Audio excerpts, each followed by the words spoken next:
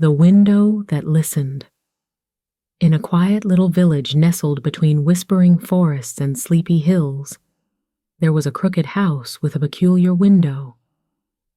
Unlike any other window in town, this one didn't open to the outside world. It opened to something else entirely. Nobody knew what exactly. Some said it opened to the past, others to a dream world. But one thing was certain. The window listened. It didn't speak. It didn't shine. But every so often, it would hum softly, like wind through a flute, as if it were answering someone's secret. 12-year-old Nila discovered the window on a rainy Tuesday afternoon. Her grandmother, who had just passed, left her the crooked house and all its mysteries.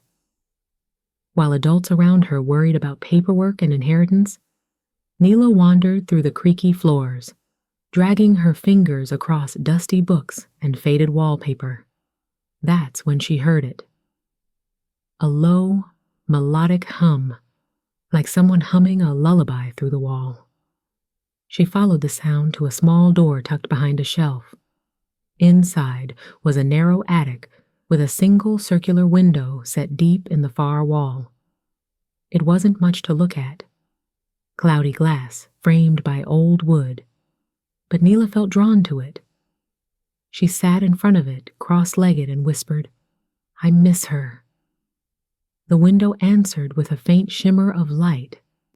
Nothing blinding, just enough to make Nila's breath catch. Over the next few weeks, Nila visited the window every day. She talked about everything, how she hated the town's silence, how school felt lonelier now, how her grandmother's teacup still smelled like cinnamon, and every time, the window shimmered or hummed just softly, just enough to let her know, you're not alone. One afternoon, after a particularly hard day, Nila asked, "Why do you listen?" This time, the window stayed silent, but something appeared on the glass, foggy at first, then clearer, a handprint.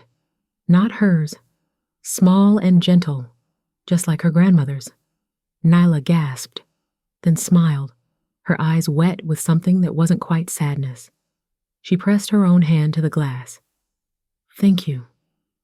From that day forward, other children began showing up at the crooked house. Some were shy, some curious, some carrying sadness they couldn't speak aloud.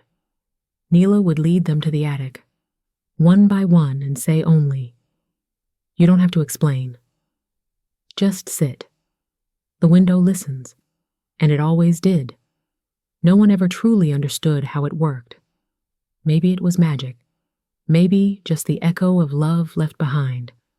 But in that quiet house, above the creaky stairs and behind the dusty shelf, there lived a window that listened, and in doing so, helped a whole village remember how to heal.